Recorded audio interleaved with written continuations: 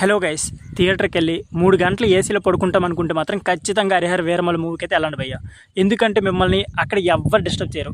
Pin drop silent ఉంటుంది. ఎందుకంటే మూవీలో వావ్ మూమెంట్స్ అనేవి ఉండవు కాబట్టి ఖచ్చితంగా ఎవరైతే విజిల్స్ కానీ లేకపోతే క్లాప్స్ కానీ కొట్టరు. సో మనకైతే ఫ్రీగా నిద్ర అయితే పడుతుంది.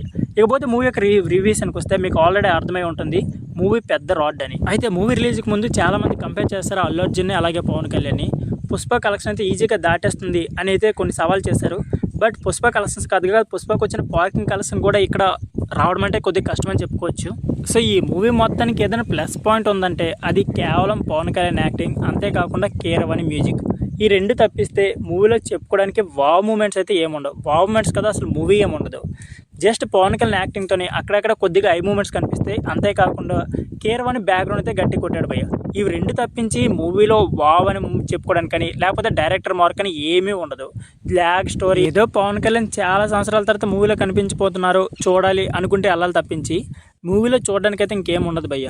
ఇకపోతే 4 సంవత్సరాలు గ్యాప్ తీసుకున్నారు కాబట్టి ఈ మూవీలో విఎఫ్ఎక్స్ కానీ లేకపోతే పర్ఫెక్ట్గా ఉంటుంది అనుకున్నాం. బట్ ఆ రెండిట్లో ఏదీ లేదు.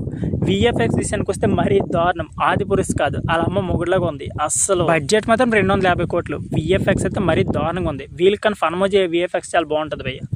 సో నాకైతే ఇది కంప్లీట్గా డిసప్పాయింట్ అయ్యాను. సో మీరేమనుకుంటున్నారో ఖచ్చితంగా మీ అభిప్రాయం కామెంట్ బాక్స్లో కామెంట్ చేయండి. Thank you for watching.